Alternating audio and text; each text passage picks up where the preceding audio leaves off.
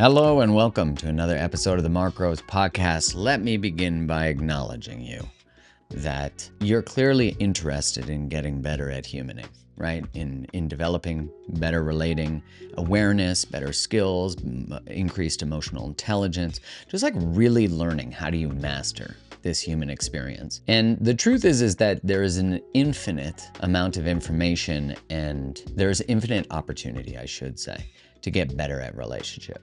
And whether that's romantic or corporate or interpersonal, we can always get more exceptional. Like you never actually reach the destination of ultimate mastery. And I think that's the beautiful thing about this is that what brings you into the work is usually trying to fix something that's going on. And maybe you're there right now, like heal heartbreak, figure out how to pick better people, how to deepen your relationship, how to figure out whether to stay or go, how to get better at giving birth to your purpose, like stepping more into your dreams, expressing yourself, your relationship to your body. All of these are relationship things. You're in relationship with everything that is not you. And that's why every friction we have with everything we relate to is an opportunity to grow, an opportunity to see and get a window into what we need to change. So I wanted to start there to say, like, I see you and keep going because transformation is possible for everybody. Today, I'm interviewing one of my favorite teachers in the subject of attachment, and what I continue to learn relationally, and especially about the subject of attachment, is I can always learn more, and I'm always blown away by insights that I get from teachers who specialize in that. Adam Lane Smith is the attachment specialist. Learning what's possible, building the practical skills necessary to achieve what's possible, and having a partner who is willing to fully collaborate with you in trust and good faith. Those are the three components needed for a healthy relationship. And he has a profound YouTube channel, Instagram, and he really is masterful at giving us understanding of why we attach the way we do, what is the sort of foundational pathology of our attachment style, and that we can change it. And he really has a beautiful lens on avoidantly attached people because so much of this conversation about relationship is really focused on like, how do we heal anxious attachment or how do we heal chasing avoidantly attached people? And we can't talk about one without talking about the other. And that's really a space that needs improvement in the relational conversation space is really how do we help facilitate the change of an avoidant person and how does an avoidant person build more self-awareness when most of the content is created for anxiously attached people. So with all that said, you're gonna learn a ton of new stuff today. And you're going to want to stay to the end because he gives so many profound lessons throughout this, but especially at the end, we get like some real juicy ones. Secondly, so you might be listening to this and not yet subscribed. And I got to tell you, each episode has many pearls of wisdom that can completely change your life. And if not just change it, actually allow you to continue to excel at it. So you're going to want to hit the subscribe button, one, so you don't miss any episodes, and two, it's super helpful when you hit that subscribe button. It supports the show and gets it into higher rankings and into more people's ears, and we can help create that love throughout the world and help everybody excel and become better at life and especially at relationship. So without further ado, let's go. Here's the episode with Adam Lane Smith. Hello and welcome to another episode of the Mark Rose podcast. I've been anxiously, God, I don't even mean that as a pun. I've been anxiously awaiting this podcast episode with Adam Lane Smith. Welcome. Mark, it is so good to talk to you again. I've been looking forward to this too. Yeah, I stumbled on your videos when I believe you were on Connor Beaton's podcast, right? Men Talks. Yeah, and I'd seen you speaking about some things to do with attachment, and then I was drawn to your feed, of course. I was like, who is this guy? Dressed so snappy and really delivering, like there's no censorship to the way you communicate about relationship. And I think in a world where there's so much coddling, we gravitate towards people who are not adding all the fluffy words. They're like, this is what I see. This is what I know to be true. And you have tons of clinical experience. You come from such a background where you're so qualified to talk about everything you talk about. But I love how simply you shape the conversation about relationships, but also about attachment. So I know my audience loves attachment. So this is perfect. Well, I'm glad to be here. Let's have a great conversation and let's make some people very uncomfortable. Yeah. Yeah. Perfect. Well, the focus I wanted to have with you today, because I think that I don't even think this. The avoidants get thrown to the dogs. You know, the avoidants, like when we talk about attachment theory, anxiously attached people tend to be the ones consuming the podcast, reading the things, following us on socials, etc. And books like Attached, which is a fantastic book, it doesn't really offer a solution to avoidance. And so I'm curious for you, like maybe first we could go through what is attachment, just to give people a quick run up on it. And then also, yeah, like how do avoidance, if someone's listening to this and they're anxious, which is more likely, how do we help support them in their relating to their partners, and how do we help the person who's listening who's avoidant, because I know I have a lot of those listeners too. Absolutely. Hello, listeners out there. If you've been murky on attachment theory, we're going to make this really simple. Attachment is just the way we as kids learn to connect to people in our life to get our needs met. Sometimes we learn that people will talk with us kindly and that we will resolve issues together with them fairly peacefully, and that they are trustworthy and that we are worthy of love and attention. And that sounds like a fairy tale to a lot of people listening to this. If that film sounds like unicorns farting rainbow dust, then that's fine. That is secure attachment. And only about half of people in America have that anymore. The other half have insecure attachment. And all that means is that you learn that other people either will be arbitrary against you and they're just going to not care when they're stressed because they're going to be selfish and focused on them, or you've learned that you yourself are not worthy of love and connection. There's something deficient in you and you have to constantly play at a deficit to try to make other people like you, and you have to earn approval from people. You either are trying to not be abandoned, or you are trying to not let people get too close because you don't want to get hurt. Those are the two ways that you can really break. Can you be both? Oh, yes, you can. I get that all the time. About 5% of people are both, the combination where they started off getting anxious and thinking it's them, and then they started to believe, nope, wait, maybe other people are also crazy as well. So they don't trust anybody. That really is the way it breaks. Mark, is that making sense so far? Yeah, that's great. I really like that last part. It's like, I like you, I'm a little uncertain, you like me, I'm gonna just take a little bit of a leave. That's it. We call it disorganized style. Some people call it fearful avoidance style. It's the they romance you. They walk you into the cabin in the woods. It's so gorgeous and lovely, and they say we're going to live here forever. And then you say, wonderful. I can't wait to be with you forever. And then they panic because they say, oh God, what have I done? I'm alone with you forever for the rest of my life. They kick over a lamp. They set the place on fire. They leap out the window, and then they're out in the woods alone and say, oh no, now I'm lonely and I regret this. So they kick in the door and say, I'm here to rescue you from the fire. And they pick you up, they leap out a different window, they run off into the forest, and then they build you a new cabin in the forest to prove how much they love you. And the cycle repeats. And that really is the blend of the two. It's very chaotic, and I make light of it, but it really is also turbulent and uncomfortable for them. It's uncomfortable for everybody. The reason that they're only 5% of the population is because it takes a lot of pain and struggle to reach that level of chaos, because they have to not only get hurt enough to believe that they don't deserve love, then they have to get hurt enough to believe that also other people are also incapable of love. They have to learn both. And it's a really painful experience for them growing up. Do you see an overlap? Because when I hear you talking about this sort of hot, cold, in, out cycles, do you see an overlap in how, maybe from a pop psychology perspective, but also maybe if you can delineate the actual psychological perspective, the overlap there with narcissism? Narcissism, yeah, absolutely. Great question. So remember that narcissistic personality disorder is a full diagnosis, just like borderline personality disorder. These are essentially, if you have a grid with anxious attachment and you have avoidant attachment over here, and then you have the blend of the two, I kind of imagine it like up top, right? Like a triangle here. If you have those three, personality disorders are extreme versions that have overtaken the entire ego of the human being. So narcissistic personality disorder is off the scale over here on the other side of avoidant attachment style. They've gone so far that it's become who they are, right? Borderline personality disorder would be off the scale of disorganized style up top, the blend of the two, right? Dependent personality disorder would be off the scale of anxious attachment style. Unfortunately, in schooling, what they teach us in graduate school and therapy school, I was a licensed therapist for many years, what they teach in most programs is attachment theory doesn't matter. It doesn't matter. This area doesn't matter at all unless you're a baby.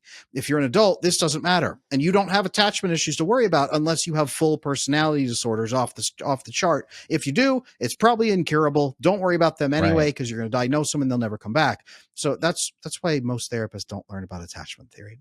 Did you learn about attachment theory from a therapist or anything, or did you have to do some digging like I did? Yeah, same, man. I dove deep into it, and when I first learned it, I remember being like, "Holy shit, this is such a great way to systemize the human experience." It made a lot of my own behaviors make sense. And then, I dove deep into like Hold Me Tight stuff from Sue Johnson, and of course, you find your way through all the teachers of it. But yeah, I mean, I that would have been so helpful actually to teach me in junior high.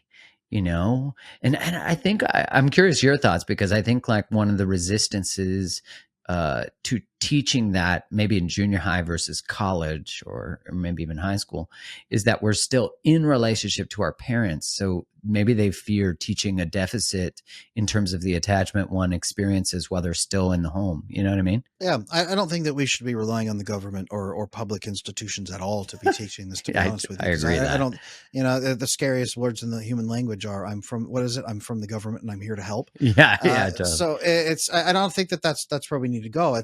That's a bit like parents outsourcing morality to the church and saying, you teach my kids, I don't have time. Yeah, I think what we need to be doing is rolling out a comprehensive program across everywhere.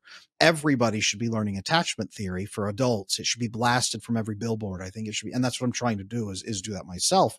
It needs to be blasted everywhere so every human being hears about it, and then every human being can start implementing it immediately in the home, and we can start helping people. Maybe not everyone takes to it. It's like forced re-education, but yeah, we really yeah, need to right. give people those options, right? One of the biggest populations I'd love to teach about this, and it's been the hardest nut to crack.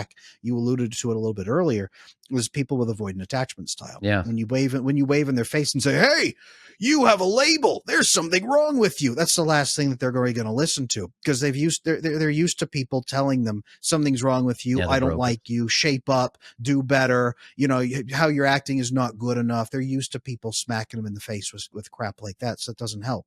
And they're so deep into survival mode, and they're high performance. They're high functioning. They're some of the most financially literate people in the world. They have massive businesses that they've owned and operated and built. Sometimes they're serial entrepreneurs. They are the highest level of success that by most metrics that we would use. And yet they are deeply unhappy in their personal life, and they just take their loneliness and their lack of fulfillment for granted. And they think that's the natural human experience. So if I try to slap a label on them and say, "Hi, you're a man who has avoidant attachment style. Nice to meet you. I'm going to correct you." And no, that ain't going to work. Why is it that they tend to have a predisposition to the things you're talking about, like excelling, and maybe as athletes, excelling Yeah. in the financial world, excelling in their career, their job? Fantastic question. So anybody out there in the audience who maybe loves somebody who's a high performer, or anybody in the audience, I'm sure many high performers listen to you. The research shows that high performing individuals are actually more likely to listen to podcasts than most other demographics, which is Hey, a fantastic. little. They're trying to become educated, right? Which is fantastic. So hello everybody out there. Avoidant attachment style is a survival adaptation. It's not something wrong with you. It's not a chemical imbalance that's causing it. I mean, it can lead to chemical imbalances, but it is a survival adaptation that kicks on. If your village 10,000 years ago was burned to the ground and Vikings were raiding and they were going to kill everybody around you and take you back to Denmark, and you're now a slave and you have to fight for life in the camps, right? And whatever it is. Some people would knuckle under. Primarily women develop anxious attachment style of approval seeking, almost like a Stockholm syndrome. I'm not good enough. I'll make everybody happy. Men typically develop more the avoidant attachment style, where you shut off your ability to emotionally bond with others. You understand that nobody's coming to help you. It is you alone.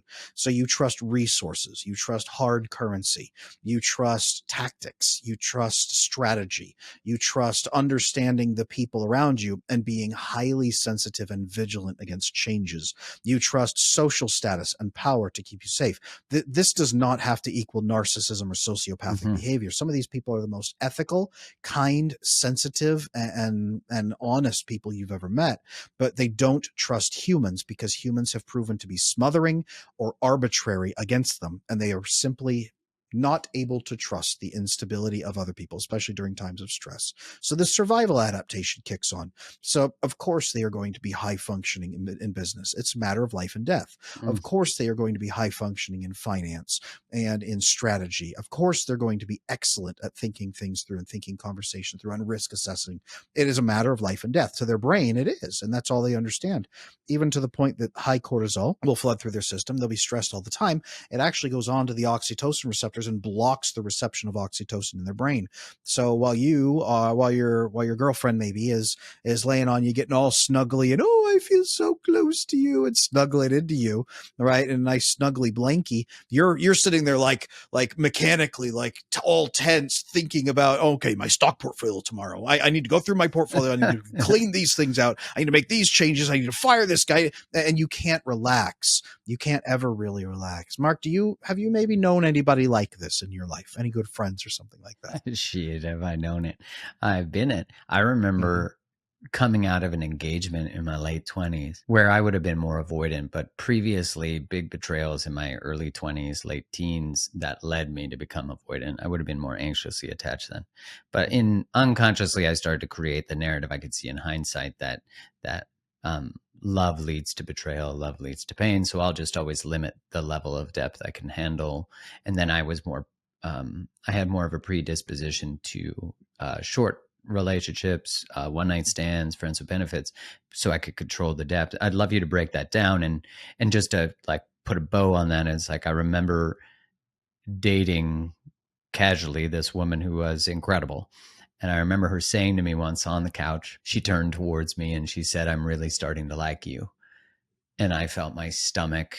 This was not long after I ended that engagement.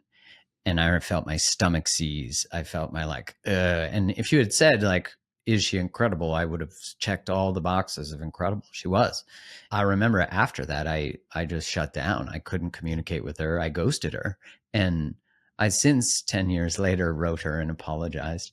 But she had said to me, which I love, if you had stayed a little longer, I could have told you a lot of the things you discovered, which I loved.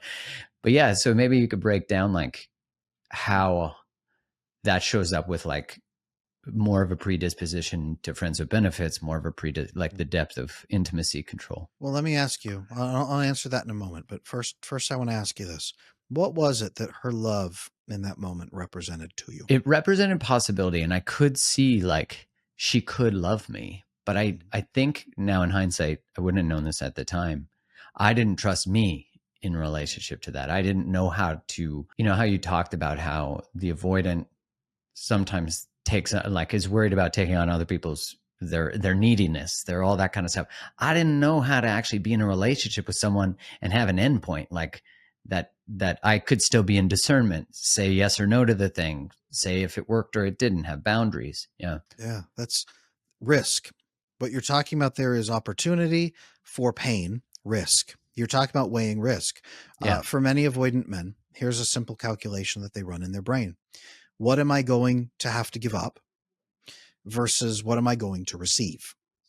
Now, most avoidant men have never experienced the rush of oxytocin bonding, that warmth, that bonding, right? My male clients, when I talk to them, I'd say, what's the biggest change? They say, oh, that weird feeling in your chest when your girlfriend hugs you and you feel like happy and warm. And they get to like this disgusted look, like this warm, happy feeling where you just want to relax and be together and like, ugh. But they love it, but they also are like, it feels weird to them in the early months.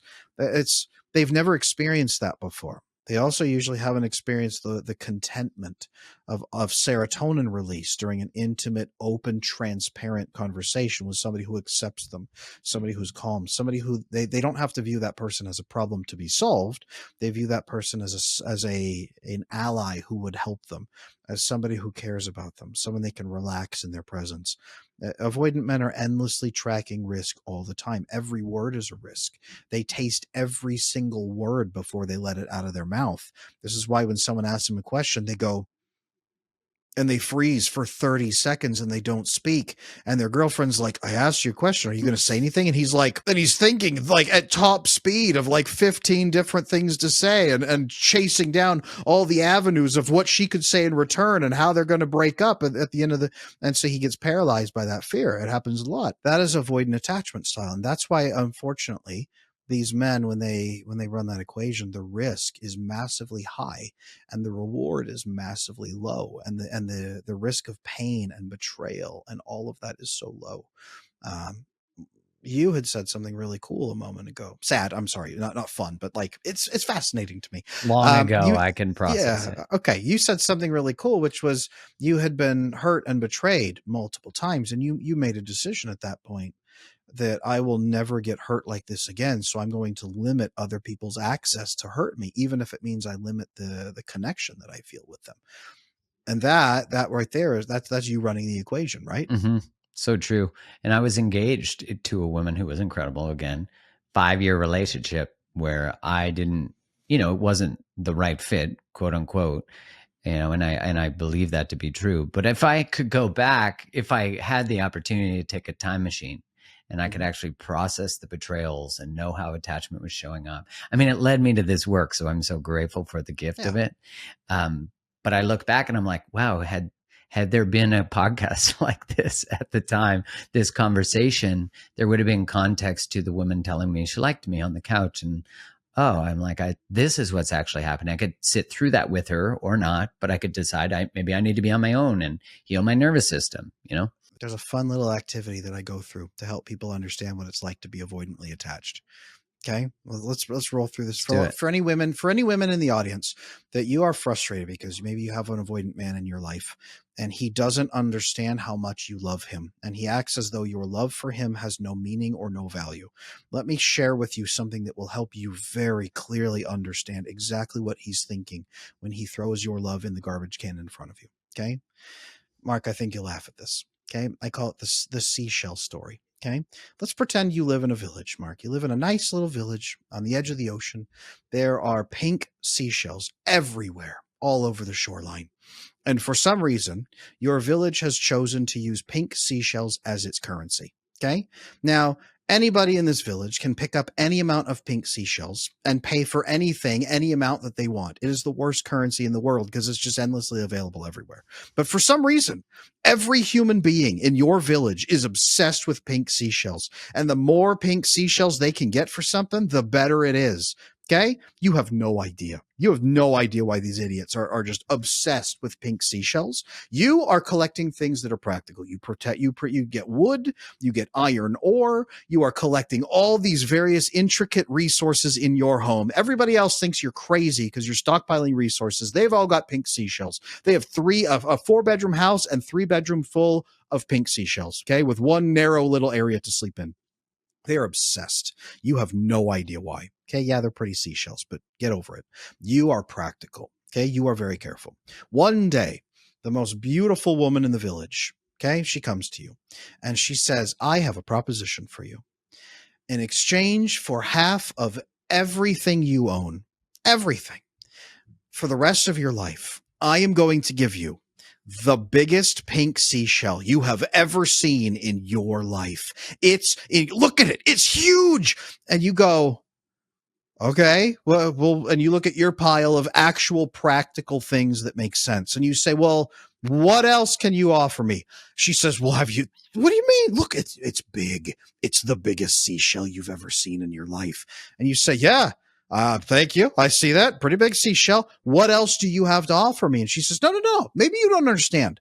All you're trading me is that crap over there, that practical, useless crap that could keep us alive in an emergency, that garbage for this seashell. Man, buddy, right now, I can hand it to you. All you have to do is sign this legal contract that will prove to me that everything you collect for the rest of your life, half of it is automatically mine. And you have no idea what this woman is smoking. She literally thinks this is the best opportunity in the world. And everybody else in your village comes by one-on-one to tell you, you need to take this deal, man. Have you seen how big that seashell is? Okay? This is exactly what avoidant men hear when the world around them is obsessed with romantic love, obsessed with marriage, everyone in their life is pressuring them into emotional intimacy and feelings, and everybody is demanding half of their stuff in exchange for a bunch of emotional seashells, right? Mm-hmm. This is what avoidant men hear. So when you run the numbers, right? You run the numbers. Well, here's a big fat pink seashell. Here is the ability to experience a bunch of good feelings and then a bunch of horrible feelings in exchange for everything that's going to keep you safe in this world. Give me half of everything you will ever make, and I will in turn temporarily give you some good feelings that will diminish over time. That's what avoidant men hear. They don't understand the value of this seashell. Now, in reality, what is the seashell? The seashell is not dopamine. What avoidant men usually get is they're on the cortisol dopamine pathway. I am endlessly stressed out in my life. I cope with it through dopamine. Your seashell, your love for me is dopamine. The sex we have is dopamine. Eating ice cream is dopamine. Watching porn is dopamine. Shopping on Amazon is dopamine. Seeing a pretty woman in public is dopamine. Playing a video game is dopamine. I can get dopamine anywhere. They're like pink seashells on a beach. Why are you offering me something special? Why do you think that what you're giving me is something special? Okay. In reality, the pink seashell is an oxytocin bond, one-on-one with that person. That is an irreplaceable bond between two human beings. What they also are offering is serotonin, deep level contentment that is really going to bring you ultimate peace in your heart and in your mind. What they're also offering is something called vasopressin. Vasopressin is a hormone released when you solve cortisol and stress together, when you work effectively as a team. And the last thing that it brings up is GABA, G-A-B-A, gamma aminobutyric acid.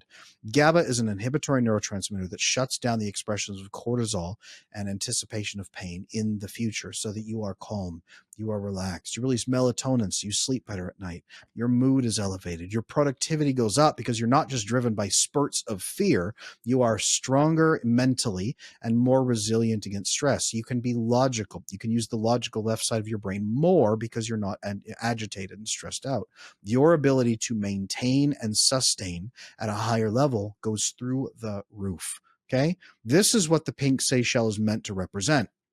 If you're an avoidant man out there, you've never experienced any of this. So you are throwing away the world's biggest diamond because you think it's a useless rock. Does that track for you, Mark? Is that making sense so far? Yeah, it makes a lot of sense. And I think when you present it in that way, it kind of goes, because the messaging we send men, in general, because you were saying that men have a predisposition to being avoidant. So yeah, like keep going. That's good. Keep going. Okay. All right. Yeah. Mark, you have been at times avoidant in your life. When people came at you trying to offer emotional intimacy, and it was a massively high risk for very little potential return. What went through your mind when people tried to push that on you? I mean, you got your skin would crawl when they'd say, I love you, but what practical thoughts were in your head? What did you think of those people when they were trying to offer that to you? I doubt you judged them, but what were your thoughts about these people? Did they make sense to you? No, and when I got out of my engagement, I immediately started studying marriage because I thought this doesn't make sense. Like, first off, I feel like I've been lied to. And second, because of my unconscious bias, I hadn't been noticing divorces. I'd only been noticing, oh, you get married at a certain age and you have kids and you stay together forever. That was the story I was taught. But then when I ended my engagement, I now had a bias to see discontent and a lack of stability in relationship, and all these divorces that happened in my friends' families. I hadn't really paid much attention to. I mean, I had, but I hadn't. And all of a sudden I started to, when I got out of that engagement and people said, you're just afraid of commitment.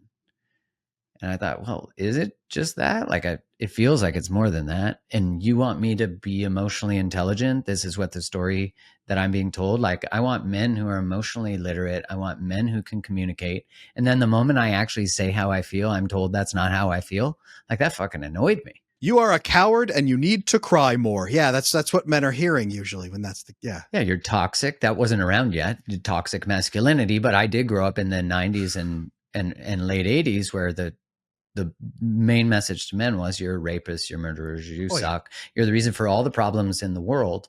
And now I think that's actually, I used to think that was going down, but then, I think we've now amplified that, especially since I want to say probably around 2015, somewhere around there.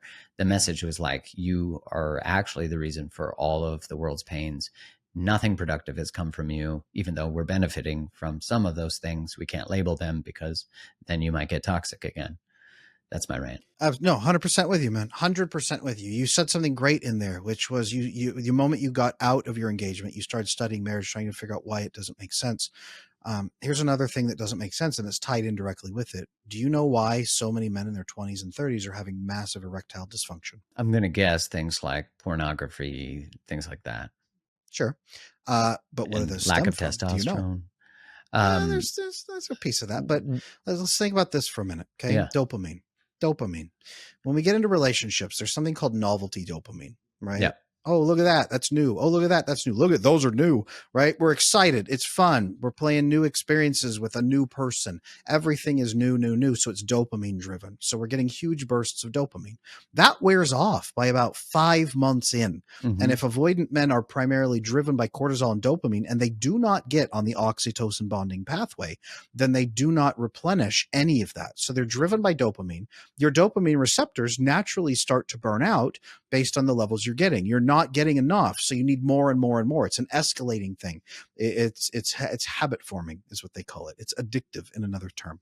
So you have to escalate. Okay, so at 5 months you start tracking, well, maybe monogamy isn't for me because this isn't as fun as I thought it was supposed to be. Well, you know what? She's a nice girl. I'm going to try to be nice to her. I'll just try to keep it going. Maybe we'll find something that'll spice things up a little bit more. By about 7 months in, you're starting to kind of feel like, man, I'm feeling less connected than ever. I'm not feeling fun, and none of this is fun. And I'm actually having a hard time keeping it up.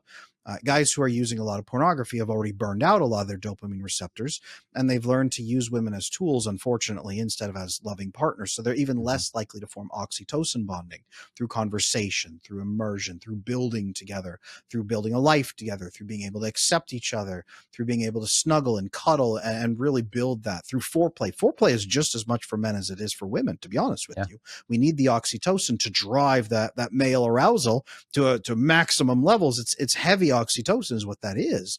Dopamine will only get you so far and only for so long. So then men escalate to the point that I was working with a client not that long ago, and he had, through the course of his marriage, secretly been having multiple affairs. He had one mistress for 4 years, and he had to escalate with her out of control. So it started off fun because she was new.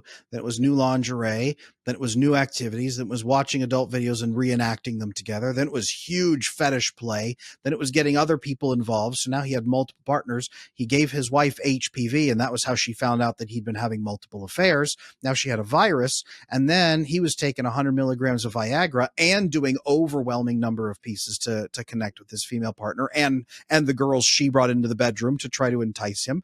And it still wasn't enough. And even with Viagra, even with multiple female partners in the room at the same time, a massive level fetish play, everything going on, he no longer could get or maintain erections.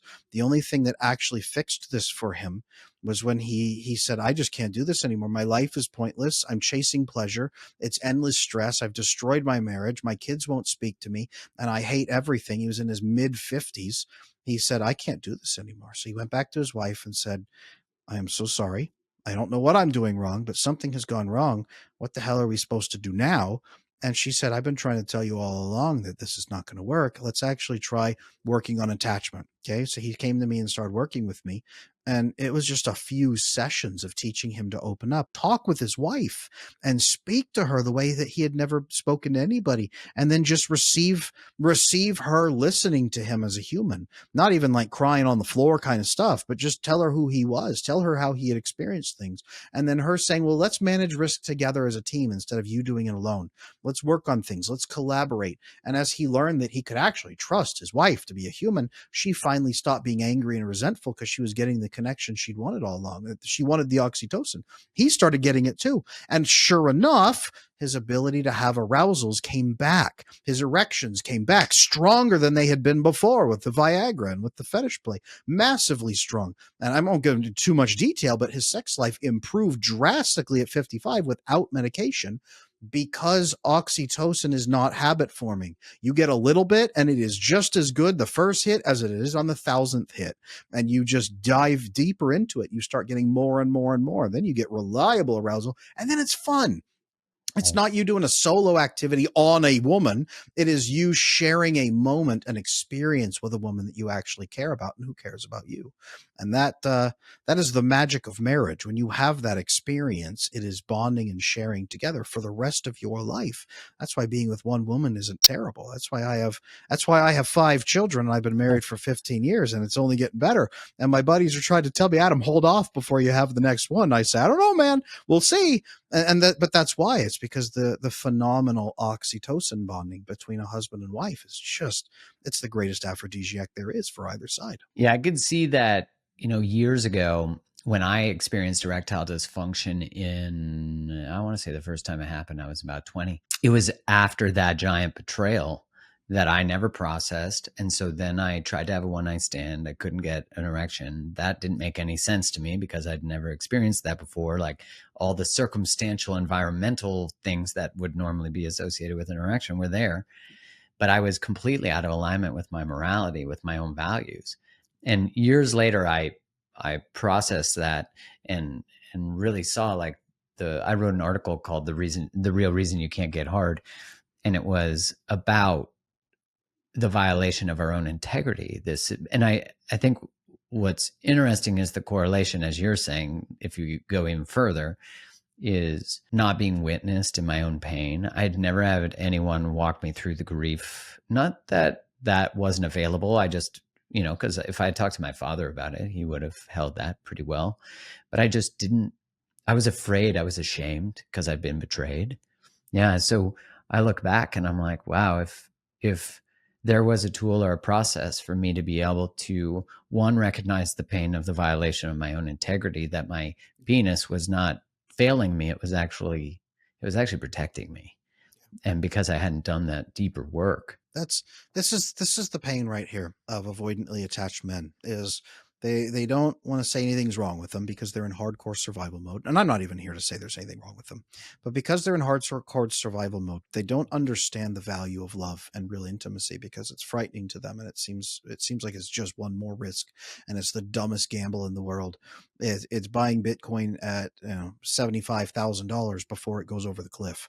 It's like, man, that ain't going up today. Don't put your money into that. It's investing in a house that's currently on fire and is about to burn to the ground. You know that the returns are diminishing. You can watch the returns diminish as it soaks down into ashes, but you're going to invest in it anyway. It's the seashell thing all over again. And that's the reason they get demonized all over the internet. They're so used to people yelling at them for just being smart and tactical in their eyes. So the hardest thing is getting an avoidant man to even believe that there's another way of living and that there's any value to emotional intimacy at all besides the pain that it potentially could bring. Once they understand that there's even that they're missing something, that there's brain chemicals that are involved, that there's fulfillment. But the next step is teaching them how to filter people correctly for trust. And then there's a number of ways to do this. I have what I call the 4 levels of trust that I've mapped out. And the 4 levels of trust are simply this. I'm just going to give it away to you guys. To everybody at home, if you need this, here you go. The 4 levels of trust is that human being consistent and self-policing with an explicit code of conduct that they can make clear to you. You know what their sense of right and wrong is. They have a conscience. They stick to it, especially when they're stressed out. And when they get it wrong, because we're not perfect, they self-correct back and they hold themselves accountable so you don't have to. Are they actually willing to do that? Are they a decent person? That's level 1. That's not even friendship. That's not even intimacy. That's just, will I allow this person in my home because they won't steal my wallet off the table? Right? It's basic level consistency and self-policing with an explicit code of conduct that you can track. Number 2 is are they consistent and self-policing with a life goal that you really respect them for, right? Not they want to get all the money in the world by stealing it from old ladies, but they want to build a thriving family. When they want to build a good business that takes care of people, they want to change the world in a positive direction. They're actually taking steps toward it. It's not just an ideal, it's a goal and they're pursuing it.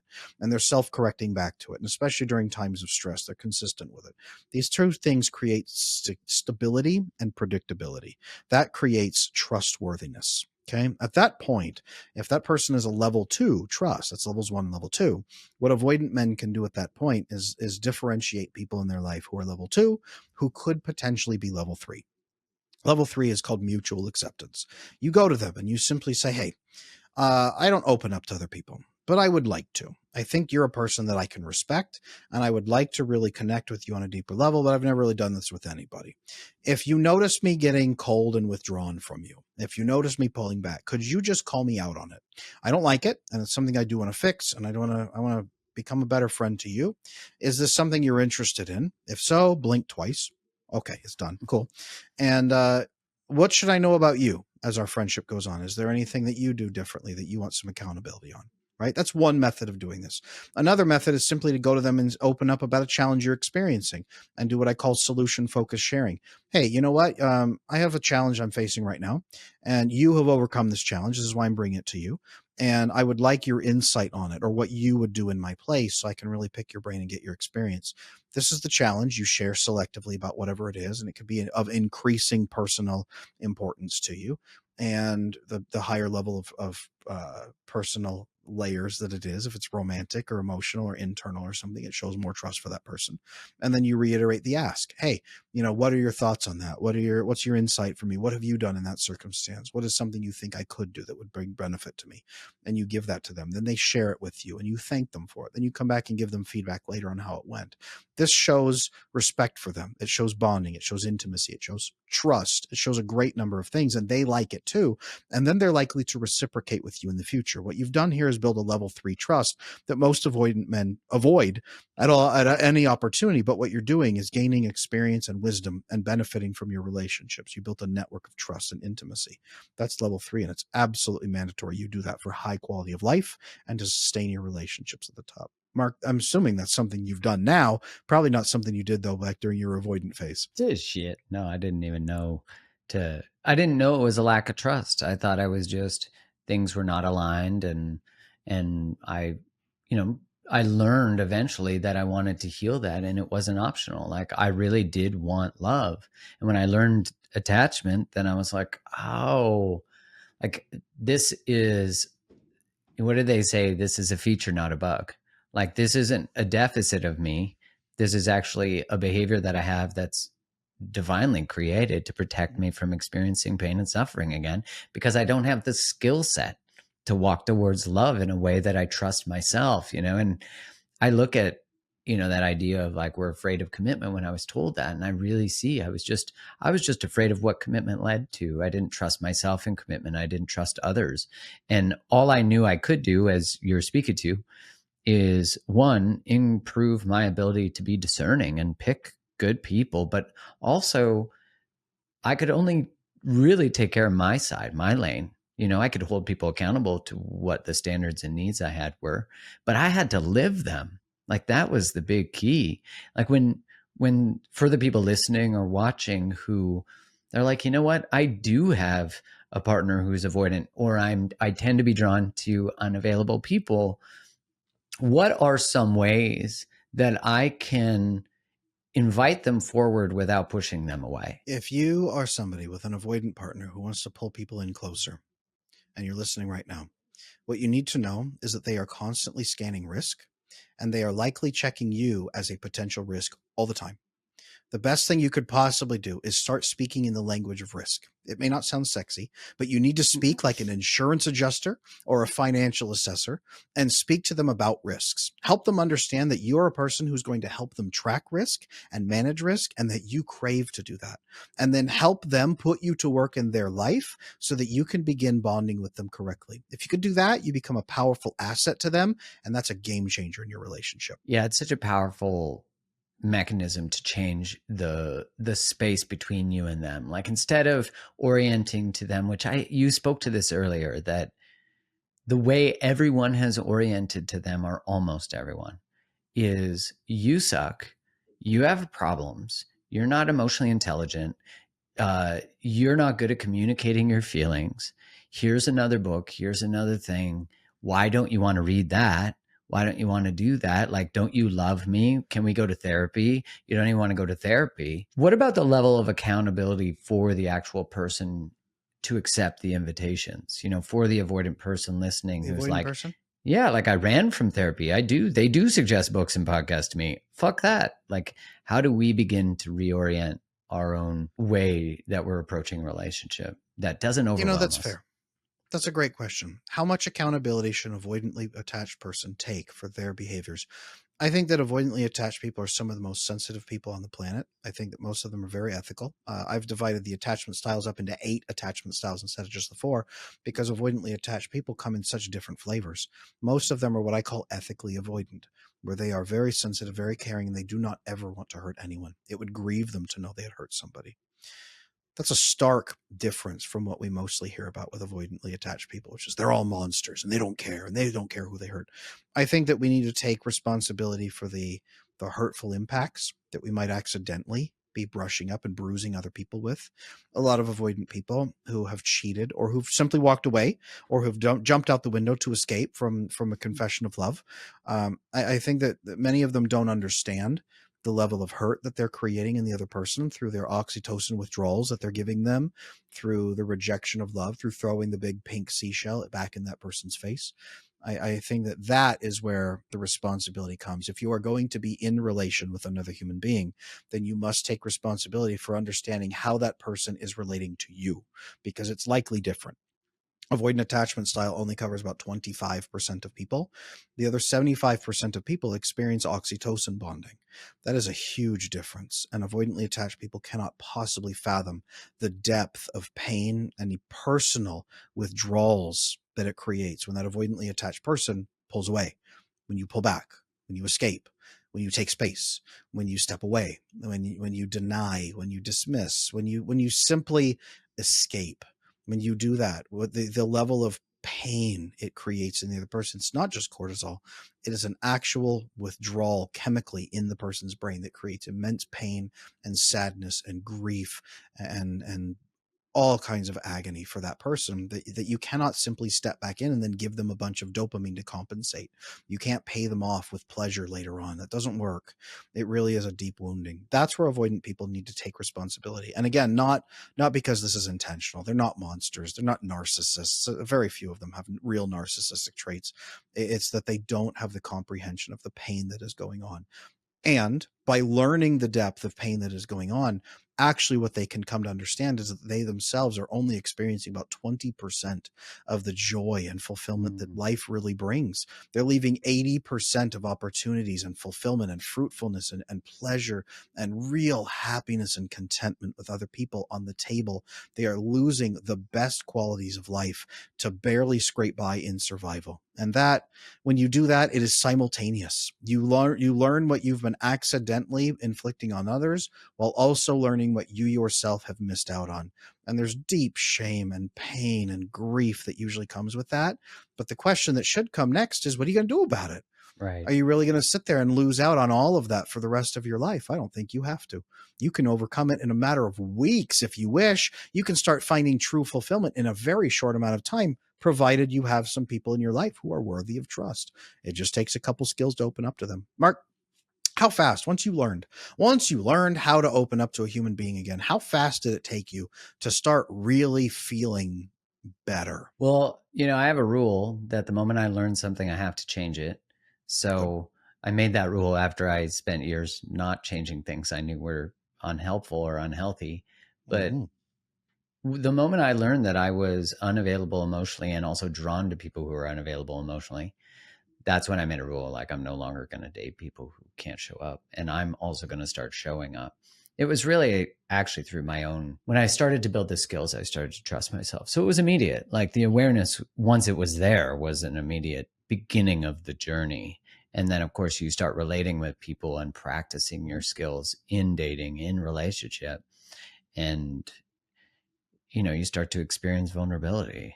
And I, I have a question about, Mm. what about the responsibility? Because what I see on the anxious side is there's a lot of conversation about, I show up to love, I fight for love. So there's this self identity that is often altruistic and righteous. And so, like, where's the work there? Like, what wisdom can you impart? Because of course that's not intentional. It's not malignant behavior. But I'm curious, what is your thoughts on that? And like, how does someone begin to identify or heal that sort of victimized mindset? We're going to get in real trouble here. Good. The biggest hate mobs I've really had come against me in all my years of being a creator is when I try to hold anxiously attached people accountable. Those are the biggest hate mobs you get, especially, and I hate to say this, but especially anxiously attached women. If you suggest that anxiously attached women could be part of the problem in their relationships, or that they could be toxic or hurtful in their behaviors, you have people come out of the woodwork to try to put your head on a spike. Like it is some of the biggest anger you've ever seen in your life. And I think a big piece of that is because so many of them have been hurt and so many of them have been victimized by legitimately bad men who are also avoidantly attached, what I call manipulatively avoidant. The other flavor, the not good flavor. They've been genuinely hurt and they are tired of being hurt and they are angry and they're resentful and they feel that they have done a tremendous amount of good. Now, what I will say is this: anxiously attached people are responsible for two things. You are responsible for knowing how to regulate yourself. This does not mean that nobody else should ever co-regulate with you. I think co-regulation is fantastic and mandatory in loving relationships. Some of my couples come in and the men refuse to co-regulate with the women whatsoever, and I don't think that's a functioning relationship. Co-regulation is important, but the amount of co-regulation that you require in a relationship must not overwhelm your partner and smother them into the ground. If your demands for co-regulation are smothering to your partner, that relationship will not work. You need to learn to self-regulate just as much. Number one, learn self-regulation of your own anxiety features so that you can then go to your partner in a calmer state of mind and have productive conversations with them. And therein lies the second responsibility of the anxiously attached partner. If you're going to be in a relation with somebody who is more avoidant or has been more avoidant and has lived risk assessment throughout the most of their life, logical, robotic almost, if you want to think of it that way. If somebody has been low oxytocin, high risk assessment, you must learn to speak their language effectively. The language of risk assessment, the language of financial adjusting, the language of logic, the language of problem and solution focus, the language of let's work together as a team in almost a business-like fashion. The biggest thing I teach to anxiously attached women, if they want to be in a relation with avoidant men, is to say, view your romantic relationship as a business. Understand that you are co-founding a business together and that you have to operate as co-founders for a legacy that you are co-creating, especially if you want to build a marriage. Start operating as the chief operations officer and he can be the CEO. Go to him, bring challenges to him, clarify vision with him, work with him on resolving conflicts. He will understand business like nothing else on the planet.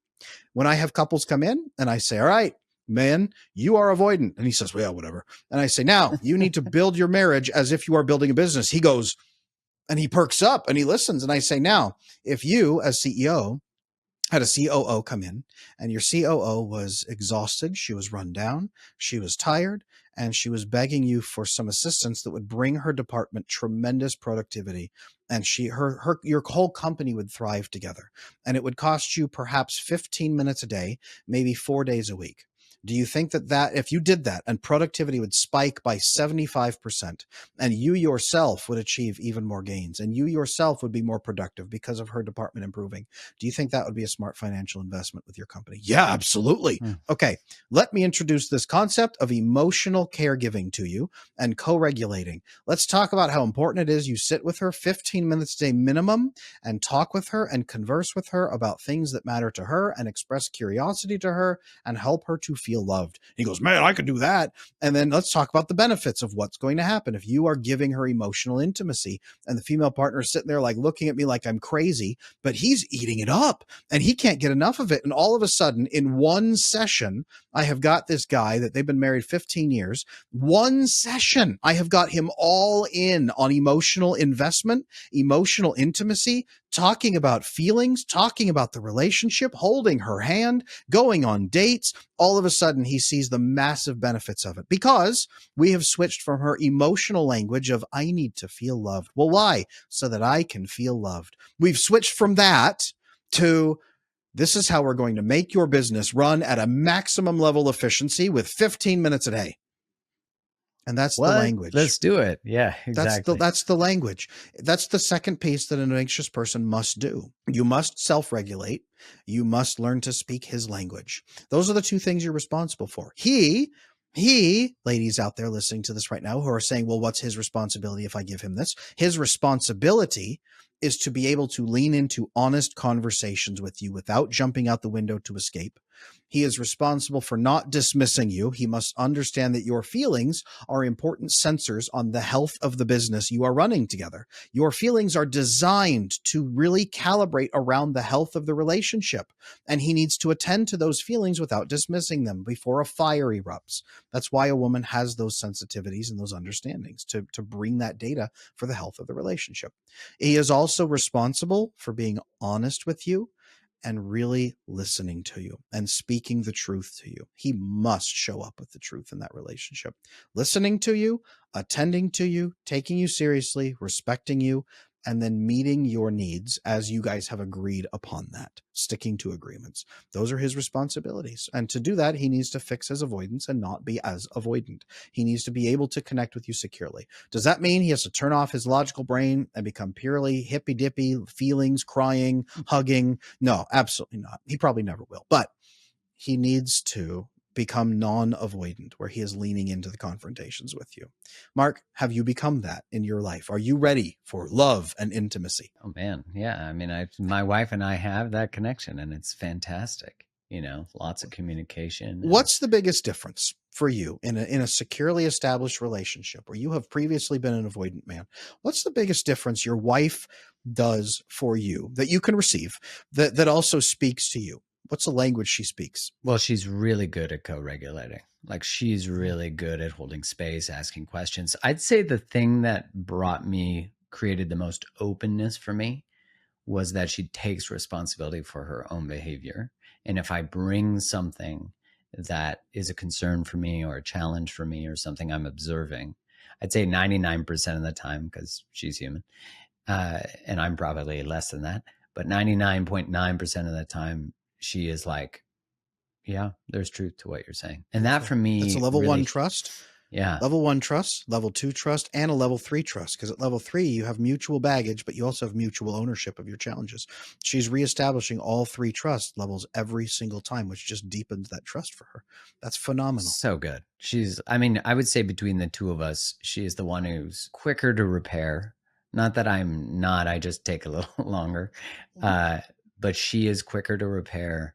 And she also is like, yeah. So I think between the two of us, there's such a dedication to creating something together that neither of us are going anywhere, and I didn't realize the value of that. I remember hearing, and I say this quote all the time on the podcast, but it's one of my favorite quotes from Jordan Peterson, where he said, commitment only works when you do it.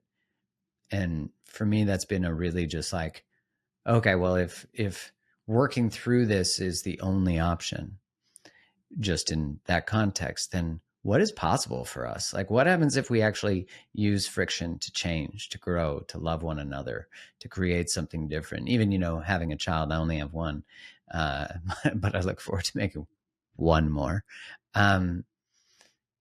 has been so informing of our connection, of what's possible. Again, changing our relationship dynamics in challenging ways, but ways that have broadened us as a couple, which I know for a lot of people, if you don't have the established trust and skill set, what's not resolved will become magnified, but there's nothing insurmountable, I think. What do you think? Absolutely. I think that learning what's possible, building the practical skills necessary to achieve what's possible, and having a partner who is willing to fully collaborate with you in trust and good faith. Those are the 3 components needed for a healthy relationship. And I think that both people need to reach that level before they can really do that. For any men out there who are listening to this, thinking about this and tracking it, unfortunately, the problem with avoidantly attached men, and you alluded to this earlier, is that they think a lot. They think a lot. They listen to a lot of podcasts. They listen to 500 episodes, and then they read 500 books, and then they think and think and think and think and think and think, and they don't do, because they're so focused on the risk that they want to get it perfect. They have to get it perfect the first time, or it's going to be a disaster, and it's so scary. And they wait 10 years. And I will say this, there's too many men come to me, and their children are teens or their children are grown, and they say, Adam, I wish I had done this when I was 25. I wish I'd done this when I was 30. I wish I had fixed this when my kids were little. I wish I had fixed this when I had time to really spend that time with them. Because right now I'm watching my daughter with a bad abusive boyfriend, and she won't listen to me. Right now I'm watching my son, and he's so broken he won't date anybody for marriage. He just thinks that marriage is a joke. I'm on my third marriage, and my son is just completely turned out of marriage. I wish I had done this when my kids were Ooh. little. Do it as soon as you humanly can. Fix you, fix your relationships. At the end of the day, on your headstone, they don't put like this man had all the money, right? They don't put your bank account balance on Right. your headstone. They don't put your bank account balance there. They don't put the number of businesses you built. What do we put there? Well, it's first of all, it's not even you that gets to really decide what's on your headstone. Not really. It's human beings who were around you who really decide what to put on your headstone. It's whoever you leave your estate to. They decide, and they're going to define you by the relationship you shared with them, right? I saw this horrible, horrible memorial plaque the other day that said, it was like Ray something or other. And it was like husband, father, adulterer. And under that, it said like, yes, that Ray, that's right. I knew and that's what his wife put on his headstone. Like that's, your legacy is going to be the human relationships that you built along the way. And if you don't have proper relationships and you can't form them, you will not have a legacy that you're going to like. You're Mm. going to be haunted by all of your life. You're going to be haunted by the legacy you're about to leave. One of the saddest things in the world is when my 78-year-old clients come into me and say, Adam, I'm too old to have children at this point, most likely. What is left for me? Or my children won't speak to me, and I don't even know my grandchildren. What is left for me? Do we help them rebuild? Absolutely. Can they build lives that are actually fulfilling? Oh yeah. Can we repair most family bonds? Yeah, to be honest with you, most can be rebuilt. But it's one of the saddest things in the world when you're in your late 70s and you say, I can't let Hmm. myself die like this because of all the destruction that is going to just ripple through my family after I'm gone. I can't let it end this way. Guys out there, if you're 50, you're 40, you're 30, if you're sitting there thinking, nah, I got time, I can read 500 more books. Imagine yourself at 78 saying, I can't let it end this way because you didn't take action. Take some action. And ladies out there right now, don't let yourself, like so many of the women who contact me and say, it's been 8 years and we haven't talked about marriage or a relationship. Do you think he's ever going to propose? Don't do that. Like really learn how to speak his language and then push on him to have the proper relationship with you. That's what you need to do. Or get out and find a man who will learn to speak his language. That's the thing you need to do. If every man and every woman on the planet speaks the same language, then we can finally get somewhere. Amen to that.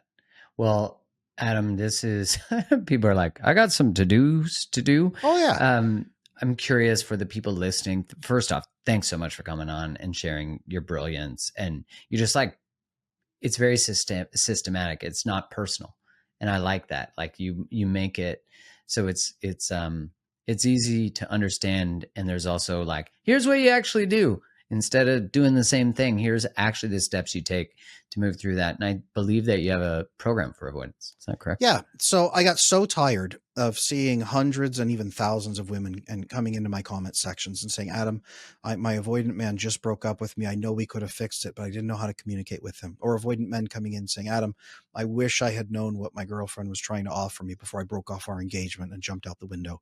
I got so tired of seeing that because it breaks my heart. It does. Yeah. I love love and I love seeing people win in love. And it devastates me when I see people not winning in love. So I took all my 15 years of training and experience in the field of psychology, my years as a licensed marriage and family therapist, my clinical experience, now my work as the attachment specialist, coaching people all over the world. I took that and I built a system called How to Love an Avoidant Man. And it is a system any woman on the planet can pick up and go through and understand how to speak an avoidant man's language, how to get him to take you seriously, how to get him to want to meet your needs, like we talked about here on this podcast today, and how to build a fulfilling, long-term, sustainable marriage for the rest of your life that he will love to be in with you. And I built that course, and it's marketed for women, yes, with an avoidant man. You know what I did, and I tricked people a little bit here, Mark, is it's really for avoidant men. The course is really for avoidant men. But if you tell them something's wrong with you and I'm going to fix you. Yeah, it's not going to fly, right? They'll kick down the door to escape from you. But if you say, I'm going to show you how to make women love you better, they're going to line up out the door to get this system. So when I filmed the course, I had two avoidant men sitting off camera staring at me on the production crew, and they were sitting there on their phones, kind of ignoring me between takes. And sure enough, as we went through the program, they started listening. They put their phones down. They were really like tuned in. They were absorbed. I had to stop one of the episodes at one point that I was recording to talk and to answer one guy's questions and answer what he was like, the revelations that were blowing his mind that he had missed in his relationships. And at the end of the production, I had to sit and talk with this guy and counsel him. But because of his relationships and the love he had let slip by, and he said, I gotta go call this girl that I've been talking to in this situationship for. I gotta go call this girl. And he left to go call her to build a relationship with her. So I know this course works for avoidant men who have never felt loved and need to know exactly how to articulate what they're looking for, all the love and fulfillment they've left on the table and didn't know was there. I built the course secretly for you, but it is also very much for women who are in these relationships. And if you're a couple of a woman who's anxious and a man who's avoidant and you want to build the ultimate love, this program will show you exactly how to do that. That's amazing. Where do they find it? They'll find that link down in the show notes, and we're going to do a special discount just for the people listening to your show right now. Yeah. Anybody who wants a very special, very special offer just for you to build your loving connection. Check the show notes today. You're going to find that connection is going to get you jump started into your love life. Go click the link, go register. Adam, where can people find more of you as well? Yeah. So you can learn more about the course and punch in the code if you wish on adamlanesmith.com. You'll find all of my coaching, my private mentorship community, the attachment circle, my courses, books, free blog posts, my newsletter, all kinds of resources to get you rolling on there so you can start immediately fixing your relationships. If you like video content, long form, I'm on YouTube with extended guides for building relationships as @AttachmentAdam. And I'm also @AttachmentAdam over on Instagram with shorter clips, with every kind of material that you need to build your relationships. You want to dip your toe in the water?